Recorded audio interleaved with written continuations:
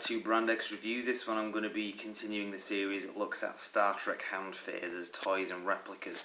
This one I'm going to be looking at the next generation Type 1 phaser. Something I picked up fairly recently. It's quite an old item is this. It was done by, I think it was Playmates back in the early 90s. In fact it says on here 1994, so okay, mid-90s then.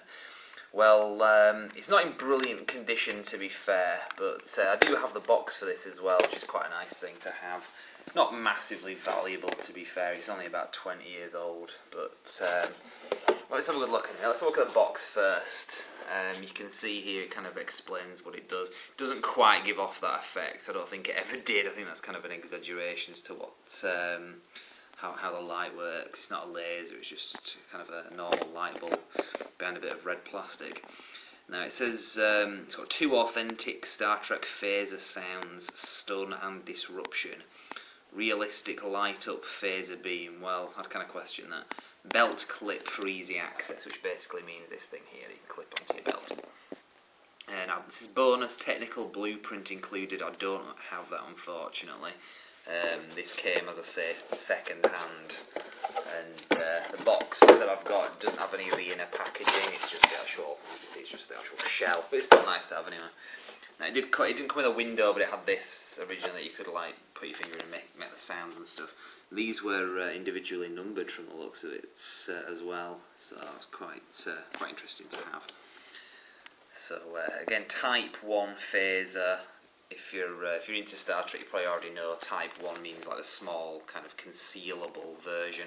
I think this was slightly larger though compared to what it would have been in the series. It does seem to be that way anyway, going from memory. This is the rest of the box. It's just kind of more of the same thing basically that was on the front. On the back it gives you a bit more of a demonstration. You can see what it's supposed to look like originally. Kind of paintwork's kind of worn on it a little bit on here, as you can see. No, it's not too bad.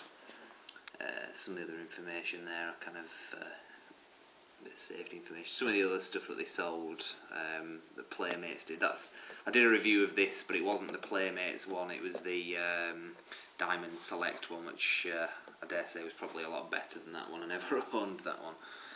And again, this is their Type 1 phaser. The rest of the box, again, like I say, is just kind of more of the same, so I'll get too stuck on that. So the phaser itself, now let's have a quick look at this now that we've ranted on about the box. Now, some of these buttons get a bit stuck on this one that I've got, but you've got 2 different modes which you adjust by pressing these here. You can see it's a little bit kind of clunky at the moment. But let's have a quick look around it. This is the battery compartment. Unfortunately, because you hold it like that, your finger tends to like rest on there, and even the slightest push kind of knocks that off, which is a bit annoying really. But put that back on there, it kind of clicks in place. It was kind of hard to get the batteries in on this one actually. I don't know why that is, but it's just this specific one.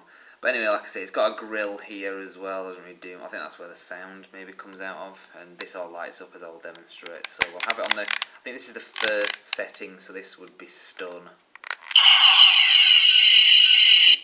You've got that. Let's have a look at it from another angle. Quite a powerful light really, but it's not quite as it shows on the box, even in the dark. That would be a laser, that would be slightly more expensive. Slightly dangerous probably as well. And this is the other setting. If you press that down, see I've almost accidentally popped the battery compartment out again. This is the other setting. So that's to kill basically. Pretty cool. If you're a fan of the next generation, I did like the phasers in that. They had more of a kind of, they looked more like remote controls for TV sets, but quite nice anyway. And as I said, there's the belt clip there. You can clip it onto something. So there is a smaller version of this which I got it off eBay. And I think this is actually broken, but and you can see it's slightly similar kind of shape and everything. And batteries apparently used to go in there. And I think this was a keyring, but it is broken, and this was just kind of thrown in for free when I bought this. And it has buttons that you can press. It would have been interesting if this works actually. I just thought I'd show you that as well. I think this is probably more the size of the ones that they actually used in the TV series. It wasn't from memory. It wasn't as big as that. That was the whole point of Type 1 phaser. It was supposed to be quite small and concealable.